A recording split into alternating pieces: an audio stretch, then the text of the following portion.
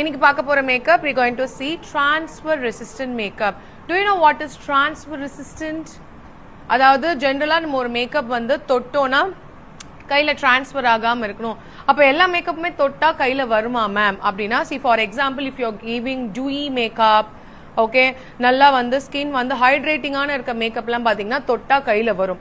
And அது எதனாலன்னு பாத்தீங்கன்னா, சம்டைம்ஸ் இஃப் த ஆயிலி ஸ்கின்னா இருக்கிறவங்களுக்கு வந்து நம்ம இந்த மாதிரி டூயி மேக்கப் எல்லாம் போட்டோம்னா அது கையில ஒட்டும். போன் கூட நீங்க மேக்கப் பண்ணிட்டு பேசுனீங்கன்னா ஃபவுண்டேஷனே போன்ல ஒட்டும், ஆமாவா?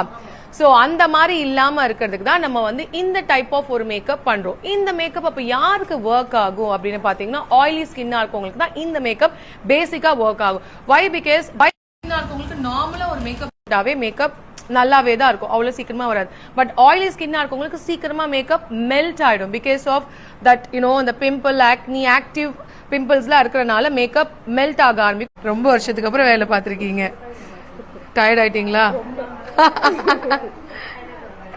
வேலை வாங்கி தான் பழக்கம், இன்னைக்கு தான் வேலை செய்யுது. தெரிஞ்சிச்சு அக்கா, குட் அக்கா, நல்லா இருக்கு. ஆனாலும் கொஞ்சம் எல்லோ டிஞ்ச் இருக்குங்கக்கா.